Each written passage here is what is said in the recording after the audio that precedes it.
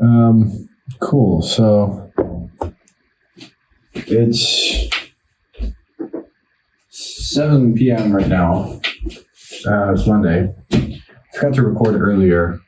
That habit of recording while I was walking my dog was really good in terms of routine.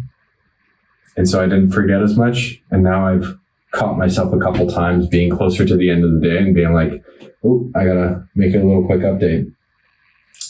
But I think I'll grow the habit. Anyway, packing my bags at the moment to London, hence why my closet's open. It's a bit of a mess. I mean, it takes me about an hour to pack. Had a bunch of calls today. I had a thing at 10, then at 11, client asked to call. I hopped on call, it took like an hour and a half, 2 hours. It was a lot. But hopefully we got a little bit more on the same page in terms of scope. There's still some changes that need to be made. But it's good because it's close enough to the start of the project that it doesn't require too many heavy edits. There's nothing that is more discouraging, especially to programmers, than having to go back and reprogram things and rework things, because you really lose a lot of energy. You just feel like you feel frustrated having to go back and redo work, and it feels like wasted time. Nobody likes doing that. So hopefully we've avoided some of that. I had some interviews. They were pretty good. I had one guy who, junior talent, very enthusiastic. I think he'd be a really high performer if we had a senior dev, but I need somebody more senior right now. As in, the guy reached out, he was proactive, he built a really good take home, but after having a little conversation, one of the issues is just that we need somebody with more experience and who can write kind of better code and stuff like that. And this guy, unfortunately, he had a lot of the enthusiasm and the coachability part, but we need a coach. And I'm not the right guy for that. I'm a talented engineer as far as my detailed retention goes, but I'm not going to be the guy who's coaching. Yeah. Also, just a thought that I had earlier today was about kind of documenting versus creating. So I've got today on my schedule, actually, like later tonight, I want to record some stuff, and I mean like those proper videos that I've been talking about recording since like for a week now.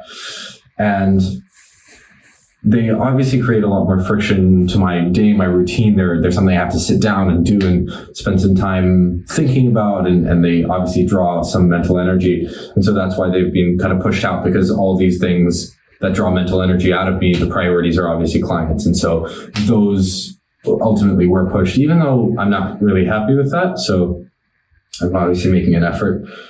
But I've been doing these, which are a hell of a lot easier.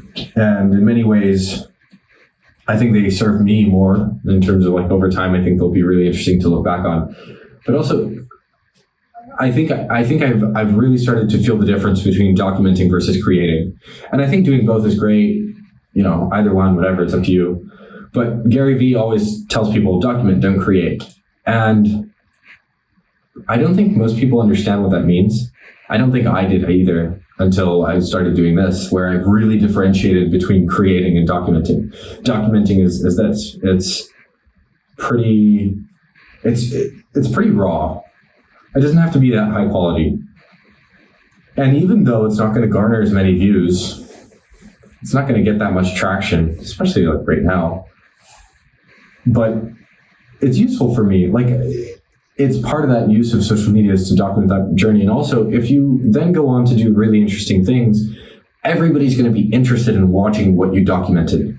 And the more raw that is, the better, the more unfiltered.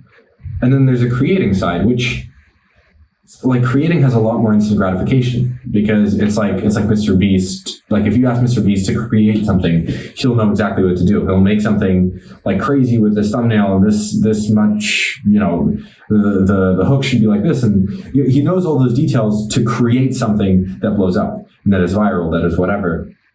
But that's not documenting. That's creating something deliberately for the internet. That is going out of your way to garner more attention. And that has its benefits too, but I think it's at least worth recognizing when you're creating and when you're documenting. Well, what's your objective? If your objective is actually to just document, then you don't need studio lighting, fancy cameras, fancy editing. You don't actually need that. Sure, maybe it's nice to have, it makes it a little bit nicer to watch, but if you find that that draws extra mental energy, you don't need that to document. Like, the act of documenting in and of itself doesn't need any of those kind of requirements. Creating, on the other hand, does. I just think most people mix those two up a little bit. At least I did.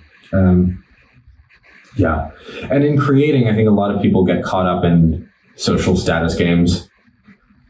I've been really wary of that for a long time. That also stopped me from creating because I didn't want to play those games, those status games of like, essentially everybody's playing whose dick is bigger. And I think it's quite useless. A lot of people try and they basically copy the biggest creators and act like them. They make the lighting like them. They do the things that they do. They go to the places they go to. They smoke the cigars they smoke. They drink what the big guys drink.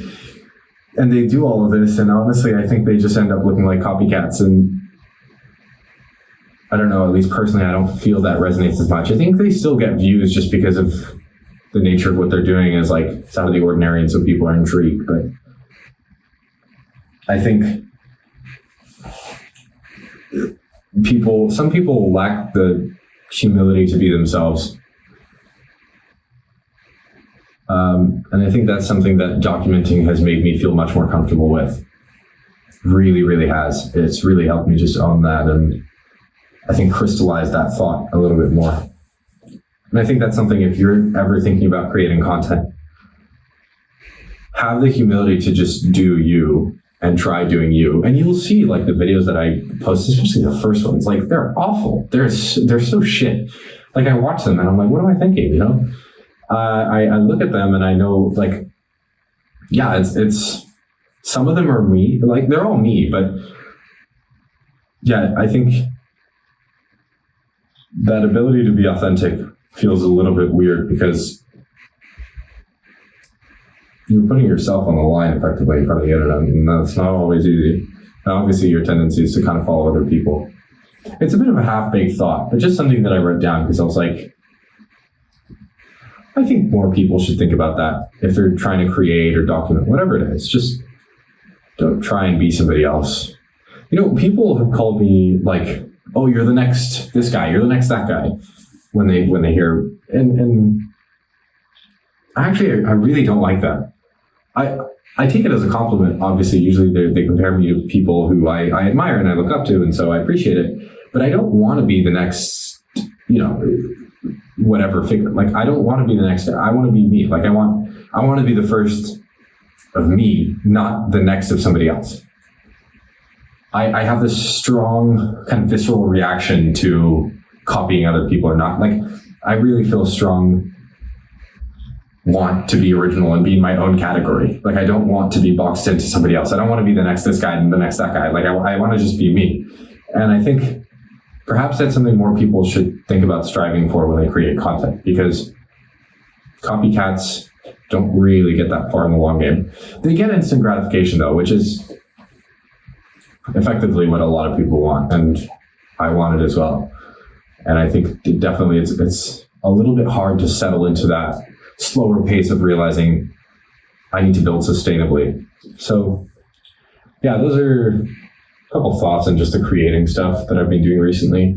And even like now with so much of the internet realizing this creating thing is worth doing and all that, I thought, oh, like it's getting super competitive, it's going to be really hard. The thing is, creating will add value to your life no matter how little you do. I've already had a couple people reach out to me, literally, like, bear in mind, I mean, at the time of recording, I'm getting like, on average, literally like 20 views. And there's like a couple of videos that got like, there's one that just, for some reason, just decided to wake up and I was getting some traction. It got like 140 views. I had one which got 1.2K, which is about how I made money and stuff. And that got me a little bit like of attention, but not much. I'm talking, I have 40 subscribers. So like, you know, I have nothing. But nonetheless, I've already had 2 people reach out to me and just text me and be like, hey, I'm doing this, blah, blah, blah. Like, there's one guy who basically said he wants to work in React. He loves the company that I'm running, and he would be down to work for free. And, is he the talent that I need? Maybe, maybe not. I don't know. Like, I'm going to explore whatever the case. But there's this other guy who reached out and said, hey, I want to be a digital nomad. Like, I can make these new friends and hopefully help these people out. Like, that's added value to my life with so little effort. Like, not, well, there is effort, but with so little kind of created, so little documented. You don't need millions of followers. And I think I talked about this in another recording previously, but just thinking about it as the kind of people in a room or something like that. When I got 12 subscribers, I texted my friend. I was like, look, I have enough people for a birthday party. I have 50 now. That's a pretty big birthday party. It's still a birthday party. It's not like I'm not filling up any stadiums, but I'll take it. And the fact that all my pressure's on the business side, because like that's the thing I'm doubled down on, has made it a lot easier to enjoy those little wins on the content side. Like I really expect nothing out of it. And out of having those expectations so down low, it has made everything like, that much more enjoyable. It's just every milestone, no matter how small, becomes a win because I don't have that expectation. I think carrying that into business would be nice, but obviously there's some degree of like, I also want to push, especially business, like I want to push pretty hard. Yeah, I've been working a lot. And London's going to be a lot of work as well because I'm going to have more meetings, more stuff in person, hanging out, also just more social life. And like what usually happens is I kind of work in cycles where I might have, like I'm going to be in London a week, I'm probably going to work a lot less and I'm going to go out and stuff. But I still have a lot to do. So it's going to be a fair amount of keeping on top of things. Yeah. Anyway, I'm going to finish up packing and get back to work. I told my client about the stuff that we were missing, and I basically apologized profusely. In case like you're curious how I handled that situation, I basically there was a requirement that was missing, and it was because of my miscommunication to my backend dev, and he didn't make stuff that should have been made, and now it's the end of the timeline. And I basically said, I apologize. I'm really sorry. It's totally my fault. 100% my responsibility.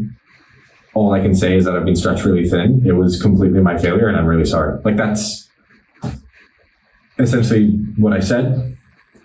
Now I'm going to work to reconcile that issue. Obviously, at no cost to him. It's going to be at my own personal expense because I'm the one who messed up. So, yeah, taking responsibility in front of your clients will make them trust you a lot more.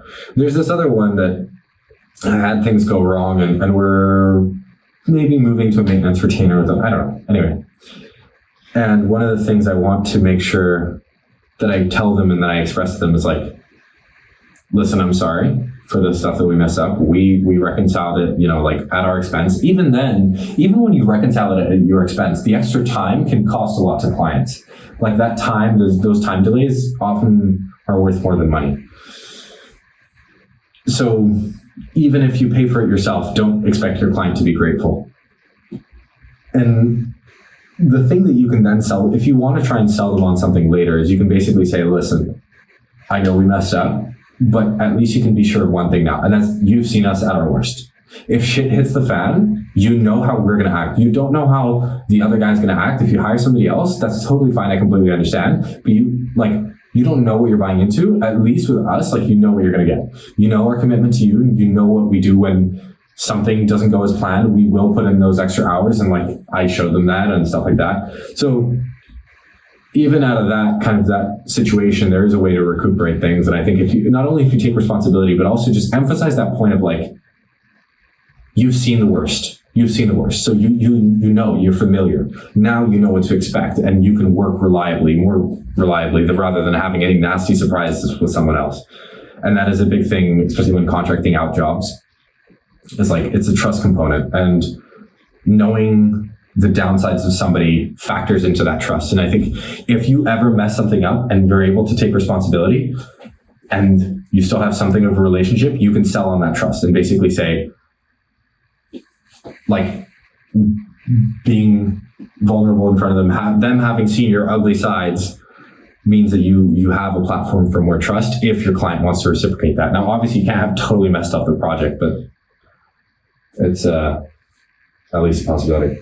Yeah, I'm going to go. I'm going to keep the recording short for now. Maybe I'll update before I go to sleep. I'll probably sleep quite late. I have to wake up tomorrow like 4:30 in the morning, but I'm pretty excited to go. So I don't think that's going to be an issue at all. I just hope I manage to sleep on the plane so I'm not totally knocked out when I reach London. Yeah.